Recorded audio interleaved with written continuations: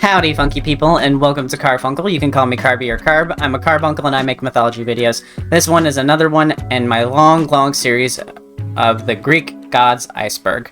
The order isn't important since you're probably just here for the stories, and this is a good one to be here for stories on because the past few we've had have been real stinkers, real losers, real D-list celebs on that one. This one, we've got some interesting stuff going on. But if you do want to see them in order and want to see the beginning ones, which are way more entertaining, check out the playlist or check the comments to see if the mega videos are out yet. If you're enjoying this, you might also enjoy my Hades 2 series even more. I go into even more detail about specific gods, and because those videos don't share other gods on that one video, I get to go in much more detail.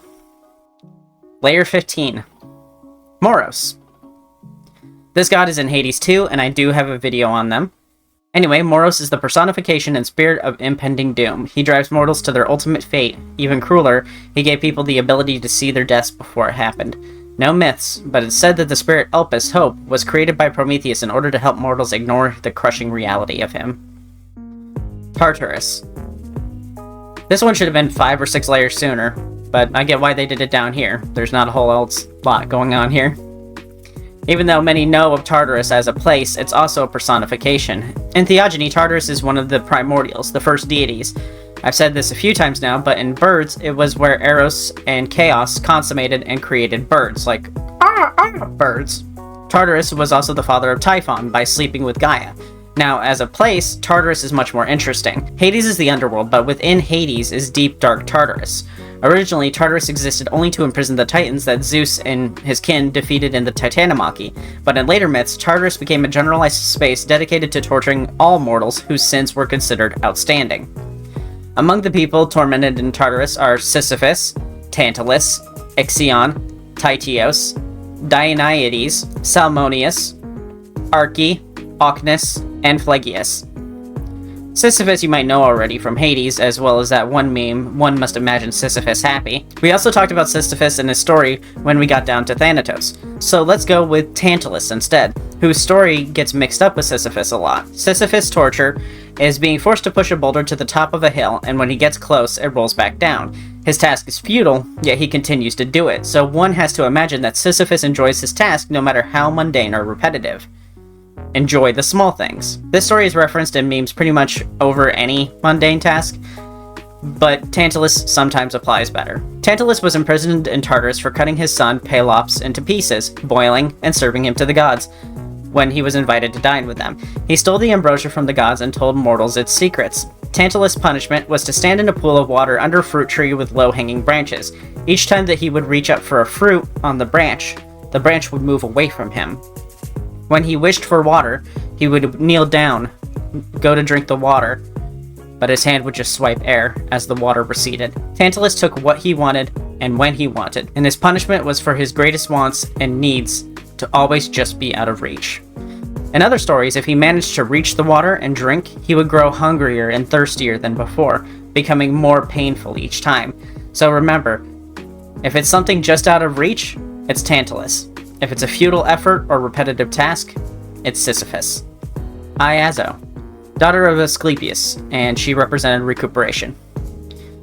Peneia, personification of poverty and need. Peneia is forever poor, and so she attended Aphrodite's birthday in hopes of begging for money. In desperation to resolve her poverty, she sleeps with the drunk god of wealth, Poros. This is an alternative birth myth for Eros, one of like 5 now, as if we needed more. The idea here being that while she bedded Poros in hopes of being rich, she gave birth to a love god. Basically, she's poor and wanted to marry rich, and later learned to love Poros later. This is also the same advice that I got from my grandmother. Marry rich, you'll learn to love him later. But also, isn't that great? Isn't that just such a wonderful life lesson to hear? Anyway, this also created Eros, who is forever in need of love, and forever giving love to others. Plautus, personification of wealth. His portrayal by Aristophanes is kind of funny and relatable even thousands of years later. Aristophanes said Plutus was binded by Zeus, so he would disperse his gifts without bias. He was disabled, so he took his time arriving, and yet he had wings so that he could leave faster than he arrived. Simply, money is given out at random, it takes forever to acquire, and once you do, it's gone in an instant. Sounds like me with my paycheck. Penthus, personification of grief. He favors those in mourning, but is just as likely to torment those who grieve. Aristaeus, This god is responsible for the discovery of most rural arts and crafts, including beekeeping. No specific domain though, and he's referred to as a hero, not a god, despite being Apollo's son. He doesn't have a specific story, but he has a grocery list of connections of where he learned his many abilities. He learned medicine from Chiron, a centaur who knew medicine. Despite being a god of medicine and stuff like that, Chiron is not actually on this iceberg, I don't think. From Artemis, he learned to hunt, and dryads raised him where he learned animal husbandry and beekeeping. He's also one of the many gods fond of shepherds, learned how to make alcohol from Dionysus, agriculture from Demeter, fond of fruit trees, learned the loom from Athena, fishing from Poseidon, and smithing from Hephaestus. His name means the best, and considering his very varied skill set, I'm inclined to agree. He's also sometimes confused with Priapus, because Priapus is also the god of beekeeping. Maya Agros. Oh hell yeah, we're getting into the weirdos. This loser's job was to chase off flies. What a goober! He got his job by being immortal, and gave an offering asking for flies to be warded off for future animal sacrifice. Instead of just fulfilling this very simple task, they just made him the god of shooing flies. Ariadne. Originally a mortal princess, Ariadne later married Dionysus and became a god. She wasn't the daughter of just any king though, but Minos, the king of Crete. This makes her the half-sister of the Minotaur that's in Minos' labyrinth. She was also in charge of the labyrinth, where she helped Theseus escape the labyrinth. This story starts with Minos attacking Athens after his son was killed there. The Athenians asked what he wanted from them as penance, and he said, "Deliver unto my labyrinth a regular sacrifice of 7 young men and women." And one of these sacrifices was Theseus, who volunteered as tribute with the goal of killing the Minotaur that wandered the labyrinth. If he killed the Minotaur, then there wouldn't be much, need to send people to the labyrinth. Upon seeing him, Ariadne was smitten. She wanted to see him succeed, so she gave him a sword and a ball of thread so that he could keep track of where he had been. In some stories, Ariadne's thread is magical and tells you exactly how to get out. Instead, it was actually just a ball of yarn that he would use to keep track of where he had been and where he hadn't been. What Ariadne did here was treason. She directly defied the king, and for a guy. Theseus used the thread to navigate the labyrinth and slew the Minotaur inside. Once out, he and Ariadne ran away, but didn't run away with her because he loved her. He did so to ensure his safe escape. It was obvious Ariadne would do anything for him, but he had no interest in betting the daughter of his oppressor. So he abandoned her on an island where she was later found by Dionysus. Some people didn't think abandoning Ariadne was a very heroic thing to do, so another story suggests that Dionysus demanded he leave Ariadne behind because Dionysus wanted to marry her. Honestly, she willingly aided in the sacrifice of many innocent people, so she's just as guilty as her father. She never tried to aid anyone else, not until she had a selfish reason to do so. I don't think it was unheroic of Theseus to abandon her. Nikaia. A nymph who worked under Artemis, one of Artemis' handmaidens and fellow hunters sworn to virginity. Not a lot going on with her, same as most nymphs, but she was worshipped in a city sharing her name. Galene. Another Nereid, one of 50 and one of 3,000 Oceanids. She's a minor goddess and personification of the calm seas. You know the deal by now, there's nothing here. Hegemone. Greek goddess of plants, another one in case Hecate didn't cut it for you. Specifically, Hegemone specialized in fruit-bearing plants. Oxo. Member of the first triad of the Horae. Horae were a group of goddesses who represented seasons and portions of time. There are 3 triads, so a triad of triad. The first triad, the one Oxo is a part of, represents the 3 seasons. There used to only be 3 seasons: spring, summer, fall. And Oxo is summer. Carpo, or Zarpo. Another one of the Horae, like Oxo, her job is fertility, fall, harvest, ripening, and earthen fruits. She also worked as an attendant to Persephone, Aphrodite, and Hera. Talo.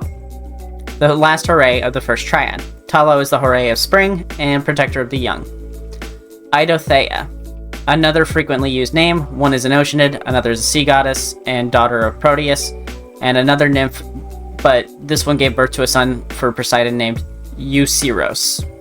Britomartis. This is a really unique name. I don't think I've seen anything really even close to this, other than Brezzo was really unique. I don't think I've seen a Z in any of these other gods' names. But if you're watching this, name your firstborn Britomartis in my honor. She was a goddess of mountains and hunting. She was thought to be an Oread, which is a mountain nymph. Her worship was short-lived because she was syncretized into Artemis. Syncretized is a mythology and religious word we haven't discussed yet. In my video about Taranis, the Celtic sky daddy, I left this word out to avoid going off rails like I am currently about to. Syncretized means that 2 concepts are merged into one. typically in the form of culture. In this case, it means Brito Martis had her traits taken and given to Artemis instead. They became the same god. We haven't mentioned this word yet on the iceberg because if ancient Greeks did this a lot, there wouldn't be 300 Greek gods. There would be a lot less, as they probably should have been doing. But if we ever get into Roman or Christian mythology, you'll see this a lot among Roman gods and Christian saints. The reason this is done is mostly to convert people to a new religion. For example, pagans might be more okay with the idea of there being only one god if there's a bunch of saints that represent something similar to the gods they worshipped.